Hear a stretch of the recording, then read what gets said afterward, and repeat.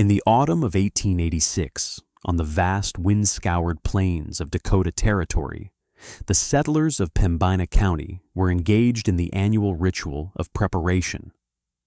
It was a rhythm of survival, a grim liturgy of axe and saw. The air, crisp and smelling of curing grasses, rang with the thud of steel splitting oak and cottonwood. Men, their faces etched with the harsh calculus of the coming cold, worked from dawn until dusk, building woodpiles that rose like miniature fortresses against their cabin walls. A man's worth and his family's chance of seeing the spring was measured by the height and breadth of his woodpile. They built them wide and they built them tall, a bulwark of fuel against the monstrous white wolf of a Dakota winter.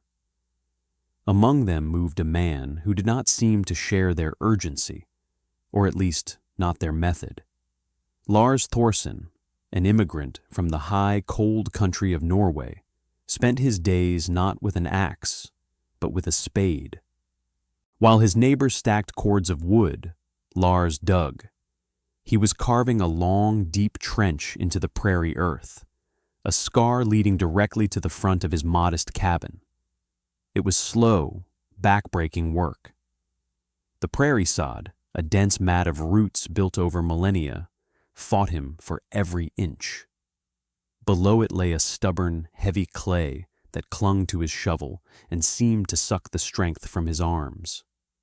His neighbors, pausing in their work to wipe sweat from their brows, watched him with a mixture of pity and contempt. They saw a man wasting precious autumn days on a fool's errand. They called it Thorsen's folly. They called it the gopher hole. Silas Blackwood, a man who had weathered a dozen Dakota winters and considered himself an authority on the subject, leaned against his own monumental woodpile and declared it for all to hear. "That's not a doorway, it's a grave he's digging. The man thinks he's a badger." The laughter that followed was hearty and certain. These were practical men, and what they saw was the opposite of practical. They saw wasted energy. They saw a hole that would fill with snow at the first blizzard, trapping the family inside. They saw a strange, unnatural burrow, an affront to the proper way of building a house, which was up, off the damp ground, with a proud, man-sized door you could walk through without bowing your head. They called it wasteful. They called it foolish. Just over a year later, the sky would fall.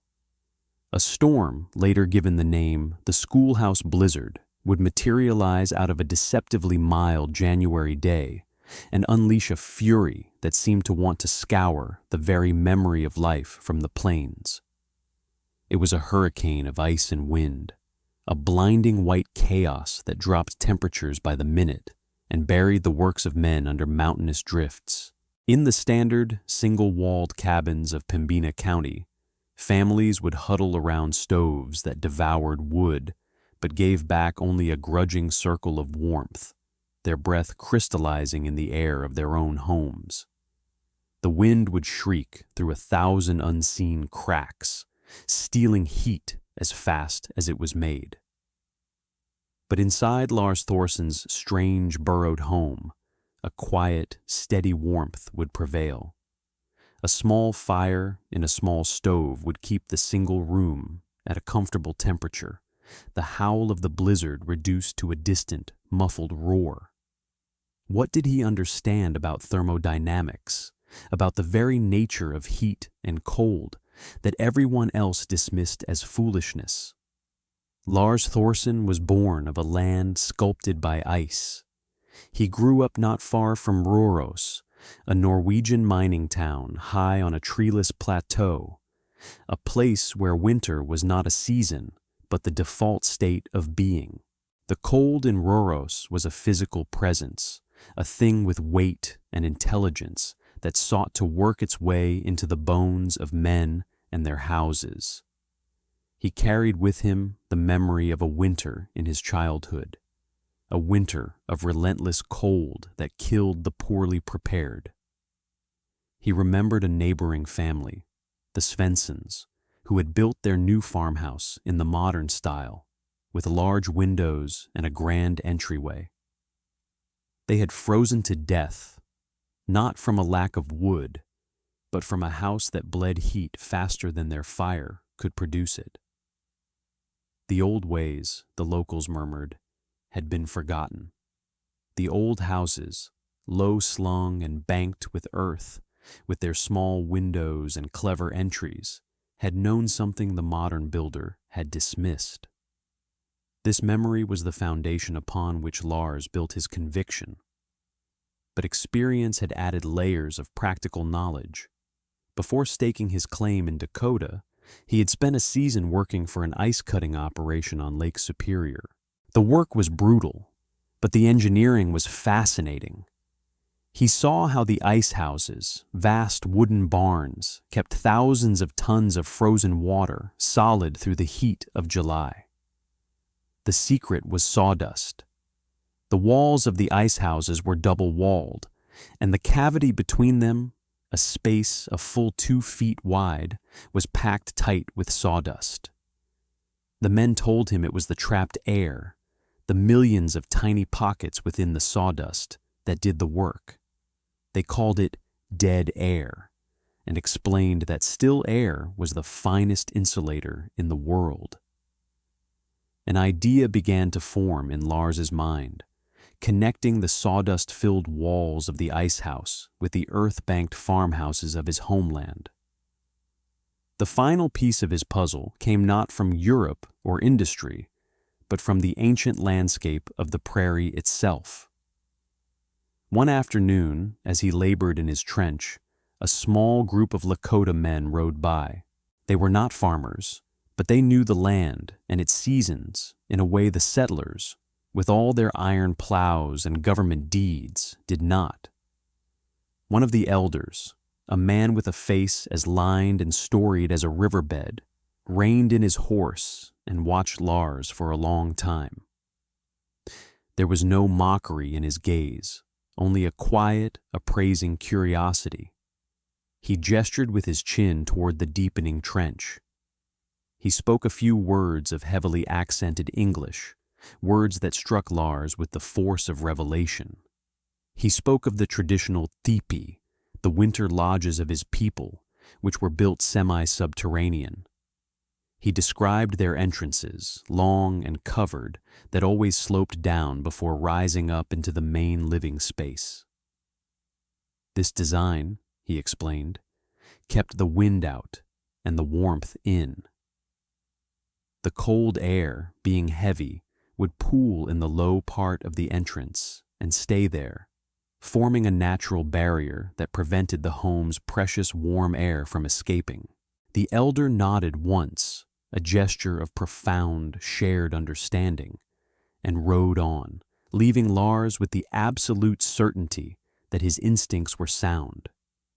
He was not inventing something new, he was rediscovering something ancient.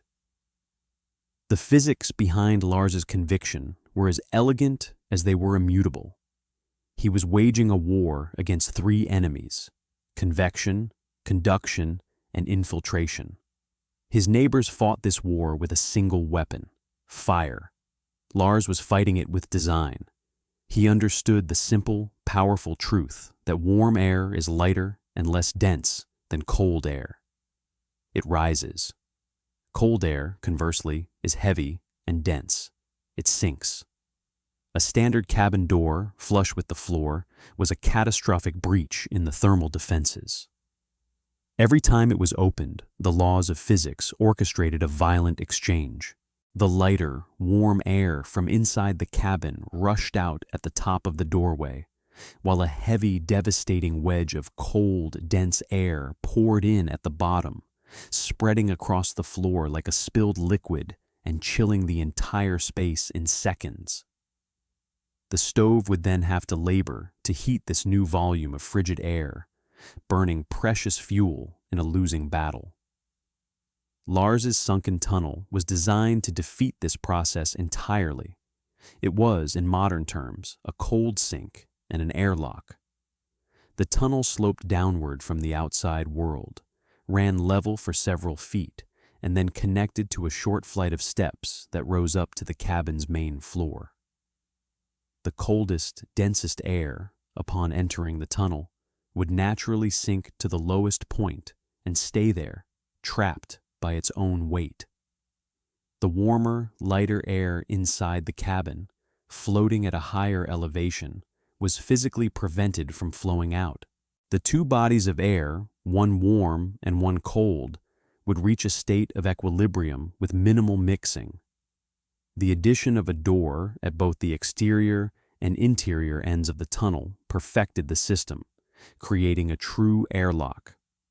To enter, one would open the outer door, step into the tunnel, close the outer door, and only then open the inner door. The amount of cold air introduced into the living space was negligible.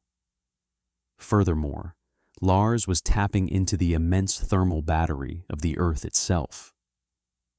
Below the frost line, which in Dakota could be 5 or 6 feet deep, the ground maintained a relatively stable temperature, hovering around 45 or 50 degrees Fahrenheit, even when the air above was 30 below zero.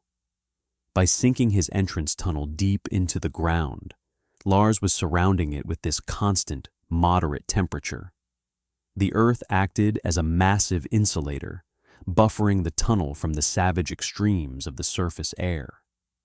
And the earth he excavated was not wasted. He piled it and packed it against the north and west walls of his cabin, the direction of the prevailing winter winds. This earthen berm acted as a formidable windbreak, deflecting the gales that would otherwise strip heat from the wooden walls through conduction and infiltration. He was not just building a house, he was integrating his home into the landscape, making an ally of the very ground his neighbors sought only to conquer. The construction of the tunnel was a testament to his methodical persistence. Day after day, through the golden light of September and the sharpening chill of October, the trench deepened. He squared its sides with the precision of a carpenter, ensuring the walls were plumb and the floor was level. Once the excavation was complete, reaching a depth of 6 feet and a length of 20, he began the framing. He used rough-sawn cottonwood planks, cheap and plentiful, for the walls, floor, and ceiling of the tunnel. He built a sturdy box frame, reinforcing it every 4 feet with thick posts to bear the immense pressure of the surrounding earth. Before setting the frame, he painstakingly lined the entire earthen trench with sheets of tar paper, a precious and expensive commodity he had bartered for in town. This was his defense against the dampness of the soil, a critical step his neighbors saw as yet another extravagance. He assembled the wooden tunnel inside the trench, joining the planks with heavy iron nails. He then backfilled the earth around his new structure, tamping it down layer by layer until the tunnel was a seamless part of the subterranean world. From the surface, all that was visible was a set of heavy, angled cellar doors leading down into the darkness.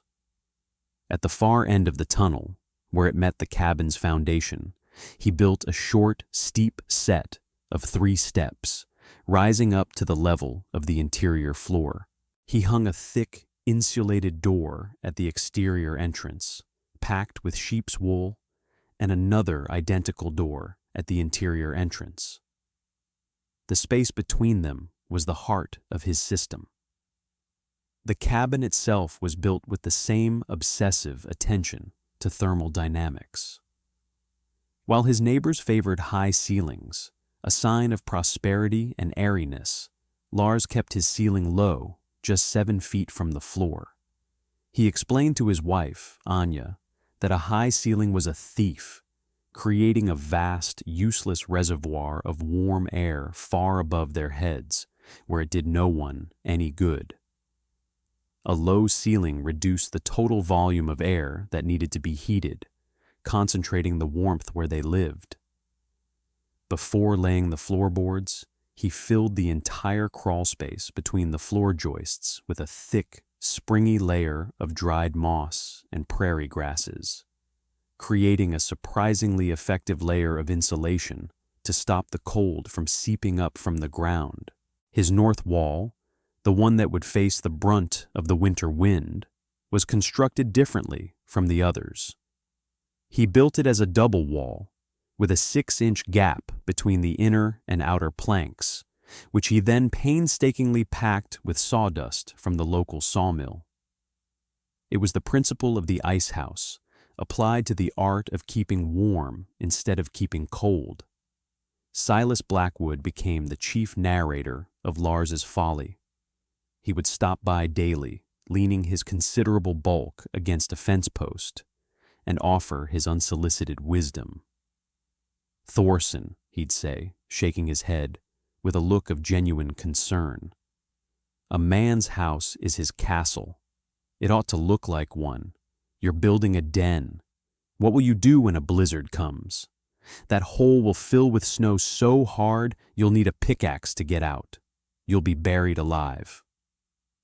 His arguments were always rooted in the hard-won, but ultimately limited common sense of the frontier. "You're fighting the wrong battle. Winter isn't about drafts, it's about wood. Your time is better spent at the woodpile. Just cut more wood. A bigger fire solves everything."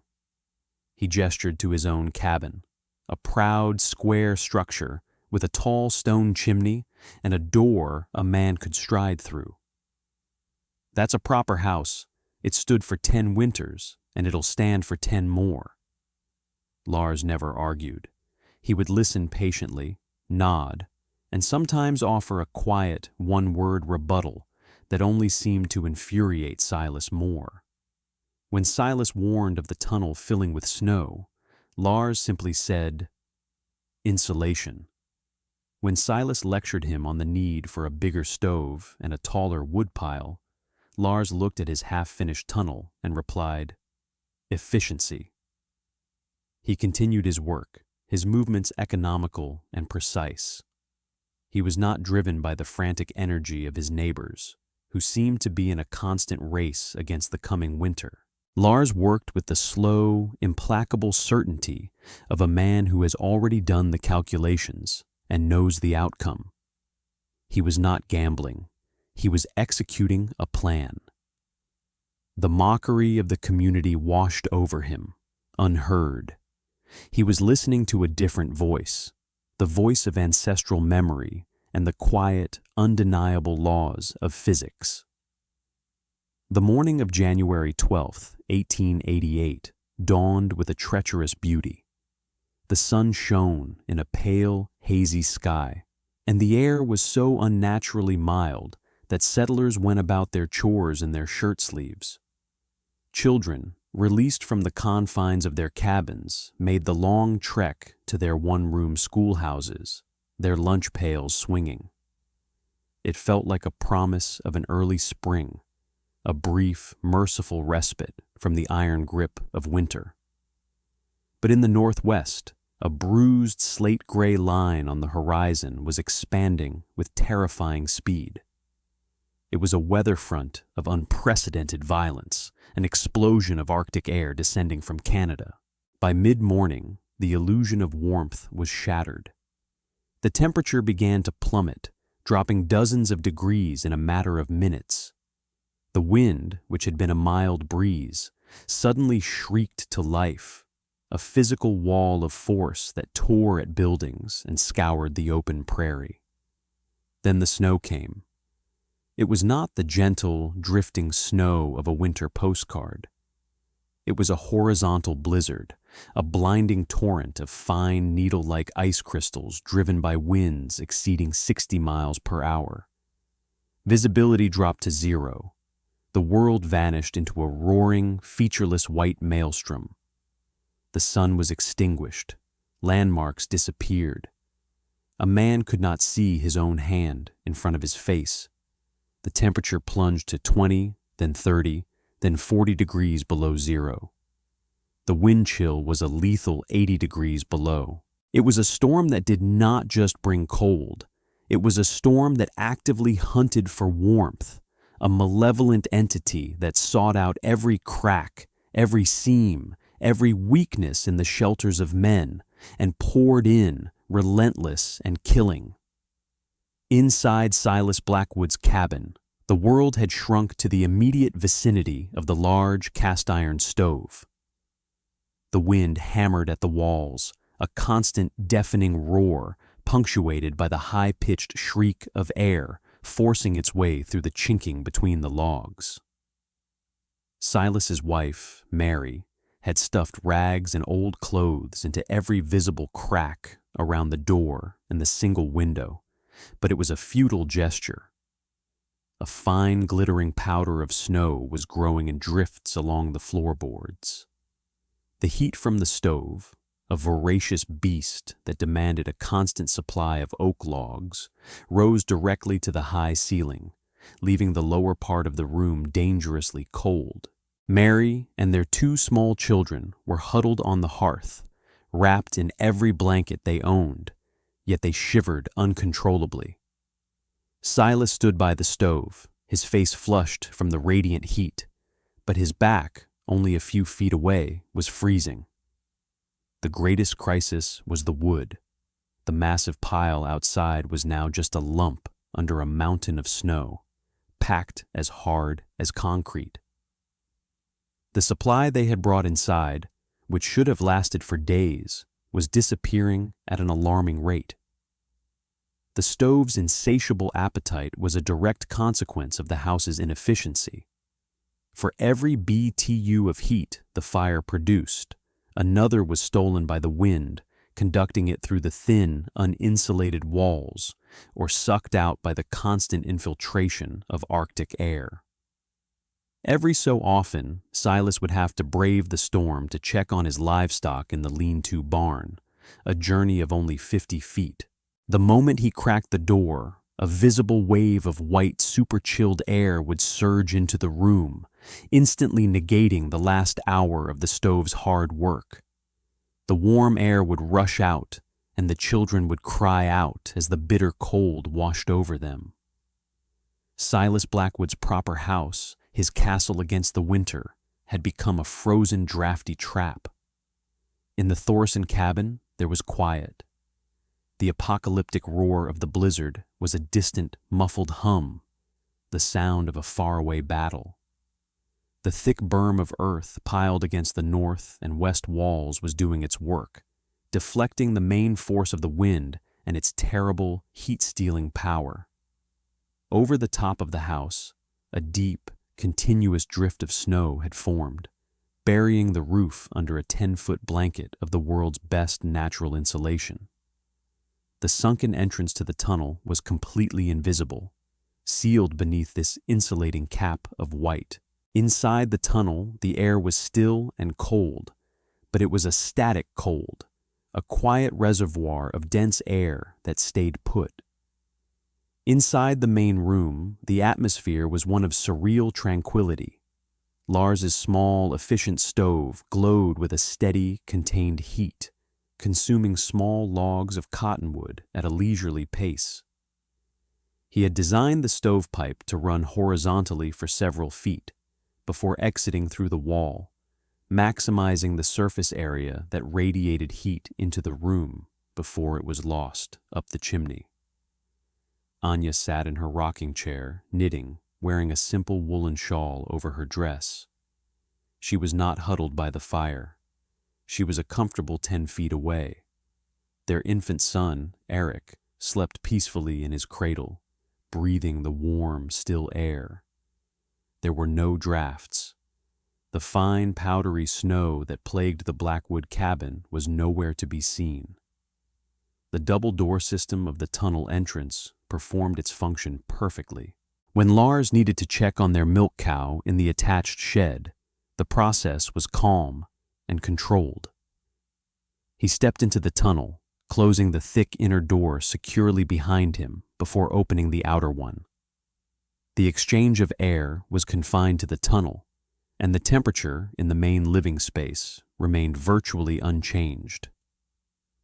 His home was not fighting the storm, it was ignoring it. Throughout the first harrowing day of the blizzard, Lars maintained a quiet, scientific detachment. He was not merely surviving, he was collecting data. Every hour, he would walk to the far wall of the cabin, the one farthest from the stove, and check the reading on a German-made mercury thermometer he had mounted there. Its needle remained stubbornly fixed at 65 degrees Fahrenheit. It was a temperature of almost unimaginable luxury in the face of the storm raging outside.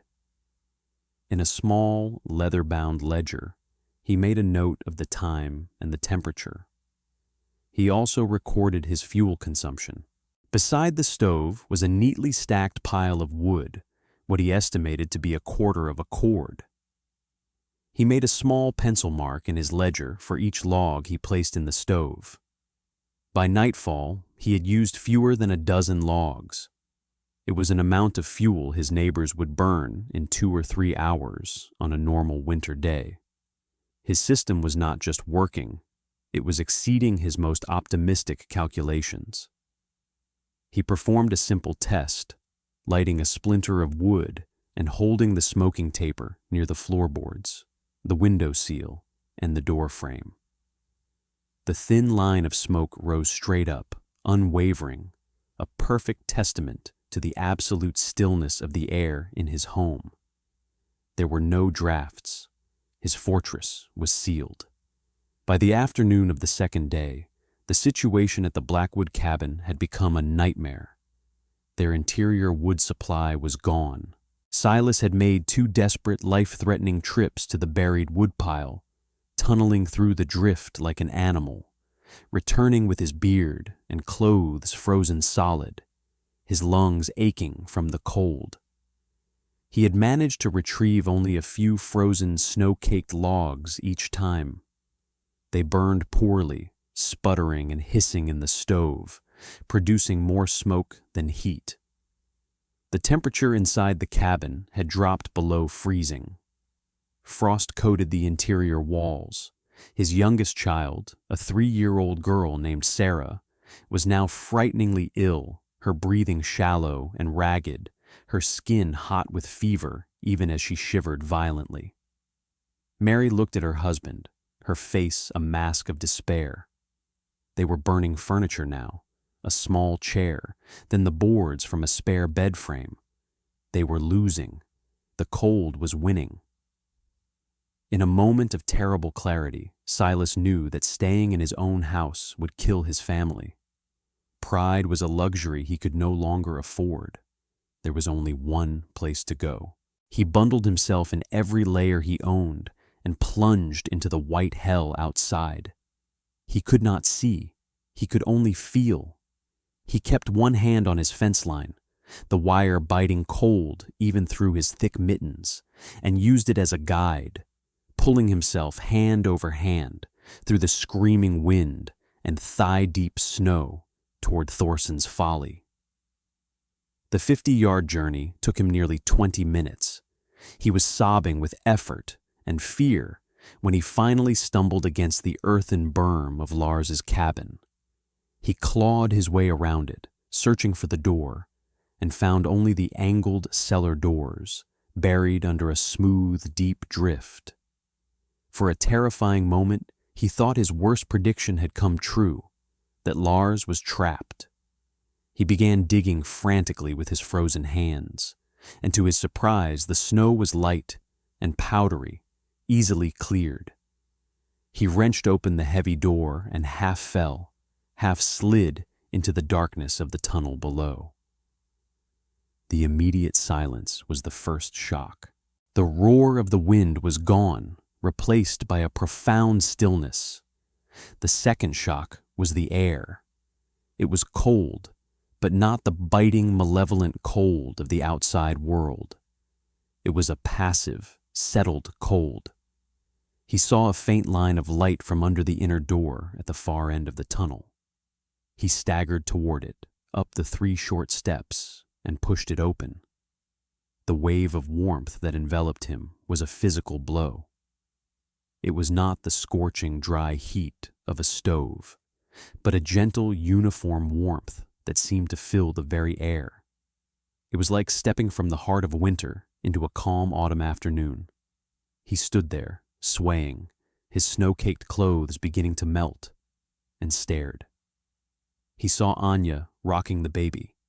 He saw the small, quiet stove. He saw the thermometer on the wall. He saw the modest wood box, still more than half full. His mind struggled to reconcile the scene with the howling apocalypse he had just left. His own home, a fortress of conventional wisdom, was a frozen tomb. This subterranean den, the subject of his endless mockery, was an oasis of life. His voice was a hoarse whisper. "How?" he asked, the single word encompassing all his confusion and awe. "How is it so warm?" Lars Thorson, who was calmly sharpening a tool by the light of a kerosene lamp, looked up. He did not smile. He did not gloat. He simply pointed to the floor at Silas's feet. "The cold stays below," he said. "The warmth stays here." In that moment, Silas Blackwood understood. He saw the two doors, the sunken floor of the tunnel, the raised floor of the cabin, and the elegant, world-changing principle clicked into place. He looked at the peaceful, sleeping Thorson baby and thought of his own feverish, shivering daughter, and the full weight of his ignorance crashed down upon him. Lars Thorson did not utter a single word of vindication. There was no hint of, "I told you so," in his eyes. His response was immediate and practical. He grabbed his own heavy coat and helped Silas back through the tunnel out into the storm. Together, the two men, the skeptic and the innovator, fought their way back to the Blackwood cabin.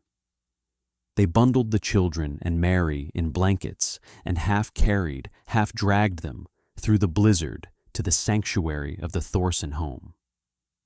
Anya met them at the inner door with steaming mugs of broth. She settled the sick child into a warm bed near the stove, her movements gentle and reassuring. For the next day and a half, until the blizzard finally blew itself out, the two families shared the small, warm space.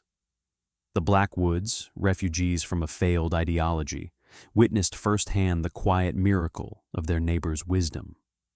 They watched as Lars used a mere handful of logs to maintain a level of comfort they had never thought possible, even on the mildest of winter days. The innovator had become the savior, and his grace was as profound as his foresight. When the great storm finally broke, revealing a world transformed, a landscape of dazzling white drifts sculpted by the wind, the story of the Thorson cabin spread through the shell-shocked community like a wildfire. It was told in hushed, awestruck tones by the survivors who emerged from their own frozen homes, blinking in the bright sun. Silas Blackwood, a man whose opinion carried weight, became the chief apostle of the new method. He was humbled, grateful, and profoundly changed. He was the first to approach Lars, not with mockery, but with a student's earnestness. "Show me," he said simply. "Show me how it works."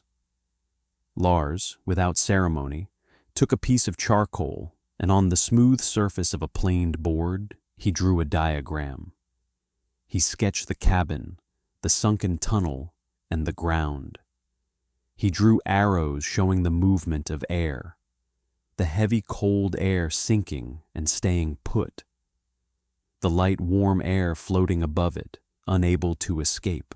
He explained the principles of convection, of the Earth's insulating properties, of the critical importance of a sealed airlock. He was not just giving instructions, he was teaching the physics of survival. That spring, a new sound joined the chorus of birdsong and melting snow across Pembina County, the scrape of spades against prairie sod. a half-dozen families, with Silas Blackwood leading the way, began digging their own sunken entryways. They called them Thorson Tunnels, or Dakota Airlocks. They followed Lars's design, sometimes adapting it to their own circumstances. A settler with a fieldstone foundation used stone to line his tunnel instead of wood. Another, with a larger family, built a wider tunnel to make it easier to carry supplies through.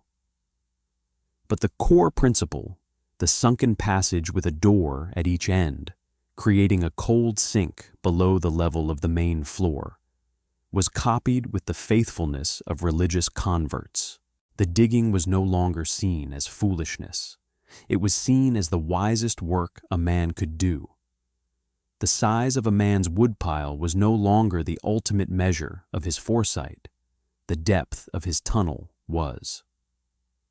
The following winter served as the ultimate long-term proof. The change was nothing short of revolutionary. Families that had once burned through 10 or 12 cords of wood to survive the winter now found that 5 or 6 were more than sufficient. The daily back-breaking labor of chopping and hauling was cut nearly in half. But the benefits were measured in more than just fuel. They were measured in health and well-being. Letters written from the county that winter spoke of a new kind of life. For the first time, children could play on the floor without being chilled by constant drafts. For the first time, families could sit down to a meal at a table far from the stove without shivering.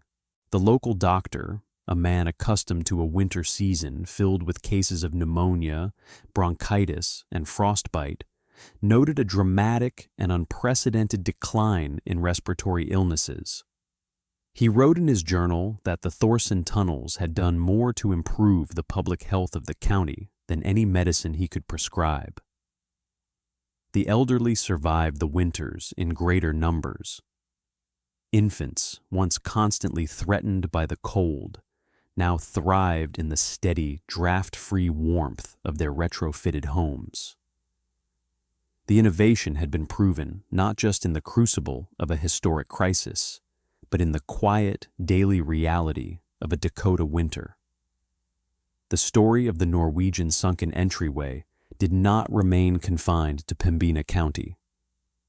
The local schoolteacher, a man named Elias Vance, who had watched Lars's project from the beginning with an open-minded curiosity, recognized its significance. He was an amateur journalist who sent occasional articles to regional newspapers and agricultural journals. In the spring of 1889, he wrote a detailed piece for the Dakota Farmer magazine. He described the construction of the tunnel, diagrammed its principles, and included testimonials from Silas Blackwood and other grateful settlers. He called it a triumph of practical physics over prairie custom. The article was widely read and reprinted. Homesteaders in Minnesota, Nebraska, and even the cold plains of Saskatchewan, Canada, read of the simple but brilliant design. Inquiries were sent to the Pembina post office, and Lars, with Elias Vance's help, would send back hand-drawn plans and detailed letters of instruction. His quiet, personal solution became a piece of shared public knowledge, an open-source innovation for surviving the northern plains. Decades later, the emerging field of building science would give formal names to the principles Lars Thorson had intuitively understood. His sunken entrance was a perfect example of a climate-buffered transition zone, a space designed to mediate between the harsh exterior and the conditioned interior. His use of piled earth against the walls was a form of earth sheltering, now recognized as a highly effective passive heating and cooling strategy. His obsessive sealing of cracks and his double-door airlock were early, effective methods of controlling air infiltration, a primary source of energy loss in modern homes. The sawdust in his north wall and the dried moss beneath his floor were all about creating thermal resistance, a value modern engineers would quantify with our values. Lars Thorsen, the quiet Norwegian with a spade, had, without any formal training, designed and built one of the first true passive houses on the American frontier, a structure that minimized energy consumption by working in harmony with the laws of nature rather than fighting a brute force battle against them. The story of Thorsen's folly is therefore more than an account of a clever design. It stands as a parable about the stubborn inertia of conventional wisdom and the quiet courage required to defy it. His neighbors were not ignorant men. They were experienced, hard-working, and brave. But their knowledge was confined by the limits of their own experience. They mistook tradition for truth and saw any deviation as a dangerous folly. Lars Thorsen's wisdom was of a different kind. It was empirical, observational, and drew from a deeper, more diverse well of knowledge, the memory of ancient building practices in his homeland, the lessons of industrial technology, and the time-tested wisdom of the land's indigenous inhabitants. He endured ridicule not out of arrogance, but out of a deep and quiet confidence in the physical principles he was applying. In the end, his triumph was not just personal. It was a victory for an entire community, a gift of warmth and security freely given. He demonstrated that true preparedness is not about accumulating more resources, but about using them more intelligently. He proved that the most powerful tool against the cold was not a sharper axe, but a deeper understanding. In the unforgiving landscape of the Dakota Prairie, where winter held the power of life and death, survival was not granted to the strongest or the most stubborn, but to the one who understood that the deepest warmth was found not in a bigger fire, but in a wiser design.